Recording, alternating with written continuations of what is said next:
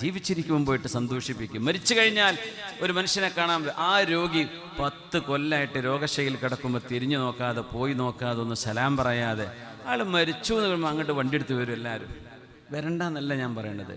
ആ മനുഷ്യൻ ജീവിച്ചിരിക്കുമ്പോൾ ആളുടെ മുഖം കണ്ടാൽ അറിയുന്നൊരു സമയത്ത് ഇതിൽ എത്ര പേര് പോയി നോക്കിയിട്ടുണ്ടാവും. നമ്മൾ ആലോചിച്ച് നോക്കൂ. നമുക്ക് പുറത്തിറങ്ങാൻ പറ്റാണ്ട്, നമുക്കൊന്ന് ഇറങ്ങി നടക്കാനാവാതെ ഒരു രോഗശൈലിയിൽ കിടക്കുമ്പോൾ തൻ്റെ കൂട്ടുകാരും, കൂടെ പഠിച്ചവരും, കൂടെ കളിച്ചവരും, കൂടെ ജോലി ചെയ്തവരും, കൂടെ നടന്നവരും ഒക്കെ ഒന്ന് വന്ന് കാണുമ്പോൾ ആ രോഗി കിട്ടുന്ന വലിയൊരു സന്തോഷമല്ലേ. രോഗിയെ സന്ദർശിക്കൽ എത്ര വലിയ കൂലിയാണ്.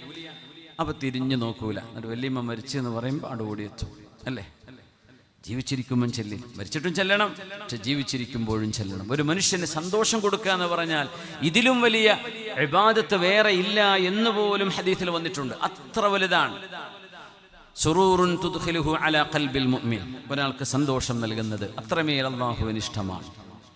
ഉമർ തങ്ങൾ പറയാൻ,